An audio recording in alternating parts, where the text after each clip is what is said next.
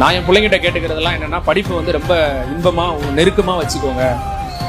இந்த உற்சாகப்படுத்த எனக்கெல்லாம் மோட்டிவேஷன் வேணும்னு நான் எதிர்பார்க்கவே இல்லை. நீ உண்மையிலேயே புத்தகங்களை நேசிச்சா அந்த புத்தகங்களுடைய வாசம் போது உங்களை மோட்டிவேஷன் பண்ணேன். அதை எடுத்து ஒரு 5 நிமிஷம் நீங்கள் நல்லா முகர்ந்து பார்த்தீங்கன்னா இருக்கிற எனர்ஜி எங்கேருந்து தான் வரும்னு தெரியாது, வந்துடும். உண்மையிலேயே புத்தகத்தை வந்து எடுத்து வச்சுட்டு ஒரு புது புத்தகத்தை வாங்கி இல்லையா முகத்தில் அப்படியே போட்டுட்டு ஒரு 5 நிமிஷம் தியானமும் தேவையில்லை, எதுவும் தேவையில்லை, எந்த மோட்டிவேஷனும் தேவையில்லை.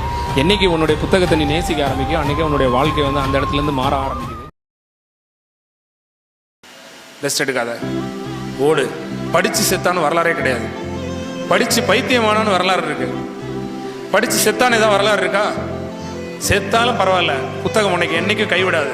ஆனால் அந்த படிப்பை நீ விரும்பி படி, மனசார படி. ஒருமைக்கண் தான் கற்ற கல்வி எளிமையும் ஏமா புடைத்து 7 பிறவிக்கும் உன் கூட படிப்பு வந்து துணை செய்யும். மனசார படி, நம்பிக்கையை கற்றுக்கணும்னு படி. அந்த நம்பிக்கை உன் வாழ்க்கையை வழி நடத்தும். இது மட்டும் நான் உங்க எல்லார்ட்டையும் கேட்டுக்கிறேன்.